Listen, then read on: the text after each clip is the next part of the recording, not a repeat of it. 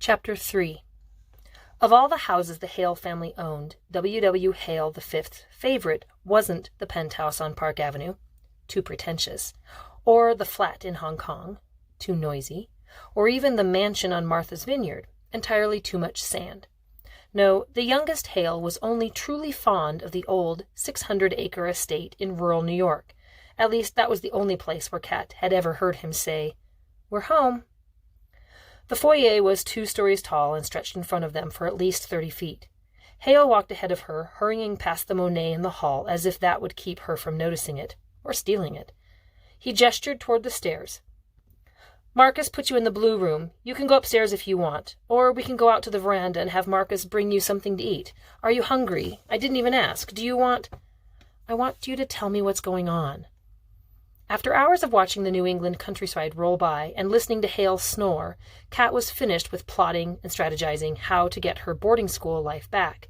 She was out of options, so she called upon every thief's oldest and most trusted method for getting what she wants. Ask nicely. "Please, Hale?" But he didn't answer. He was too busy walking down the main hall, guiding Kat into a dim room that she had never seen before. Moonlight cascaded through the windows that lined one wall. There were bookshelves and leather sofas, brandy decanters, and the stale smell of old cigars and even older money. There was no doubt in Kat's mind that it was an important room, for important men, and yet Kat brushed past Hale without a second thought, until she saw the painting. Stepping toward it was like approaching a window into another country, another century. She studied the rich colors and strong brushstrokes. "It's beautiful," she whispered, staring at the work of an old master in the moonlight. "It's Vermeer." Kat turned to the boy who lingered in the doorway. "It's stolen?" "What can I say?" Hale eased behind her and studied the painting over her shoulder. "I met a very nice man who bet me that he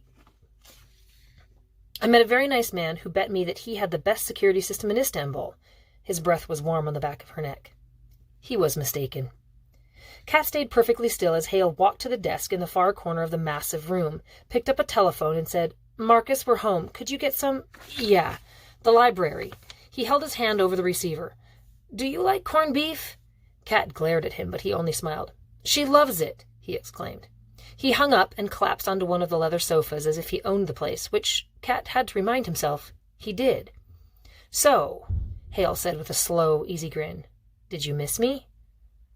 A good thief is always a great liar. It's part of the skill set, the tools, the craft. And at that moment, Kat thought it was probably a very good thing she'd walked away from the life, because when she said, "No," Hale just smiled wider. "It really is good to see you, Kat. You might want to remember who I am before you try to con me." "No," Hale shook his head. "You might want to remember who you are. You want to go back to Colgan, is that it? After I saved you from that place?" "Colgan wasn't so bad. I could have been normal at Colgan." Hale laughed. "Trust me, you would never have been normal at Colgan." "I could have been happy at Colgan." "They kicked you out, Kat." "Because you framed me." Hale shrugged. "Fair enough." He stretched his arms over the back of the couch. "I sprung you because I've got a message for you." "Doesn't your family own a cell phone company?" "Only a little one." He held his fingers an inch apart to illustrate his point. "Besides, it's more of a face-to-face kind of message." "I thought my dad wasn't speaking to—" She trailed off. Hale shook his head, and suddenly Kat understood everything a little better. She dropped onto the couch opposite and asked, "So how is Uncle Eddie?" "He's good," Hale nodded. "He sends his love. He says the Colgan School will rob you of your soul." She started to protest, but Hale stopped her. "But that's not the message." "Hale," Kat exhaled, growing weary. "Kat," Hale mimicked. "Do you want to hear Uncle Eddie's message or not?" "Yes." "He says he's got to give them back." "What?" Kat was sure she hadn't heard correctly. "Uncle Eddie's got to give what?" "No, that is the message. And I quote, 'He's got to give them back.'" Kat shook her head. "I don't understand." "There was a job, Kat, a week ago, in Italy."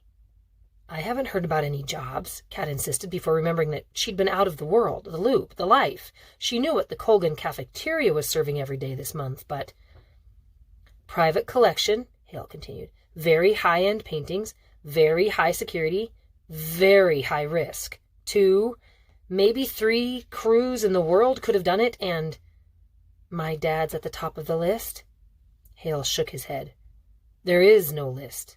There's just... Dad, Kat said for a moment, thinking, and then sighed. So? She asked. Suddenly it all seemed preposterous. So what? This is what he does, Hale. This is what we all do. What makes this time any different? She stood and started for the door, but in a flash, Hale was standing. His hand was around her wrist. It's different because it's different, Kat. This guy with the paintings, he's a bad guy. I'm Bobby Bishop's daughter, Hale. I know a lot of bad guys. She tried to pull away, but Hale's chest was pressed against hers. His hands were warm against her skin. There was a new urgency in his voice as he whispered, Listen to me, Kat. He's not a bad guy like your dad and Uncle Eddie are bad guys. He took a deep breath. Like I'm a bad guy. This guy, his name's Arturo Taccone, and he's a whole different kind of bad. In the 2 years since she'd met him, Kat had seen Hale wear a lot of expressions. Playful, intrigued, bored, but she had never seen him scared before, and that, more than anything, made her shiver. He wants his paintings back. Hale's voice was softer now. The hard edge had left him, and something else had settled in its place. If he doesn't have them in 2 weeks, then... Hale obviously didn't want to say what came next, which was just as well. Kat didn't want to hear it. As she dropped back onto the sofa, Kat couldn't remember the last time she'd been speechless. Then again, she also couldn't remember the last time she'd been framed for a crime she didn't commit, kicked out of a boarding school that had taken her 3 whole months to con her way into, and then, technically, kidnapped by a guy who could buy a Monet and yet couldn't resist stealing a Vermeer. Speechless seemed okay under the circumstances. My dad used to be more careful than this, she said softly. Your dad used to have you. Kat ate her corned beef sandwich. She drank some lemonade. She was aware faintly of Hale watching her, but that was only because he was Hale, and the part of Kat that made her a girl wouldn't let her forget that he was in the room. Otherwise, she was as quiet as a church mouse. She would have made her family proud.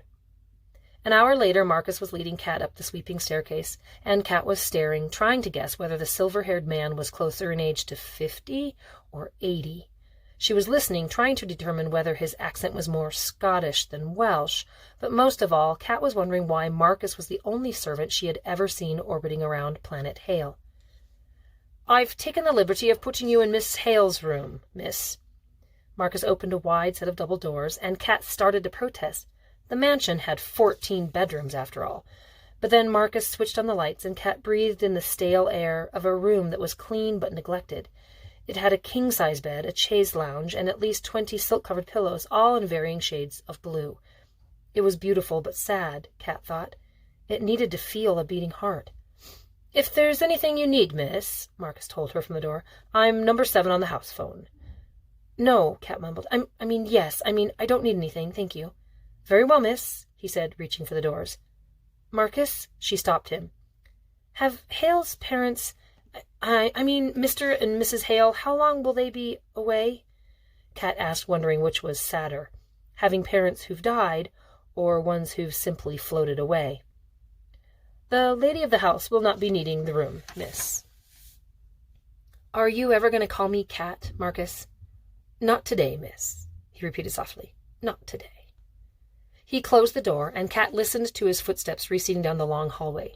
She lay down on Hale's mother's empty bed, the duvet cover cold against her skin. She felt very much alone in that big room, thinking about her dad and Uncle Eddie, about Porsche speedsters and Monet. Hours passed. Her thoughts blended together until they were like an impressionist painting, and Kat knew she was too close to see anything plainly. She thought about crime, as she so often had in her 15 years, ever since the day her father had told her he'd buy her ice cream if she would scream, and kept screaming until one of the guards outside the Tower of London left his post to see what was wrong. She heard Hale's words. He used to have you.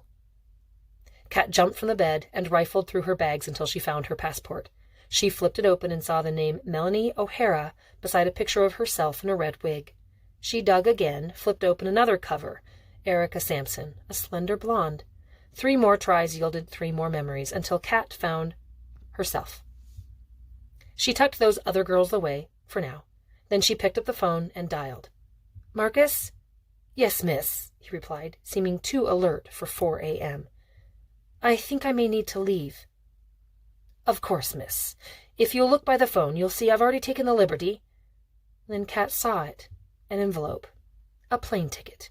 8 a.m. First class to Paris.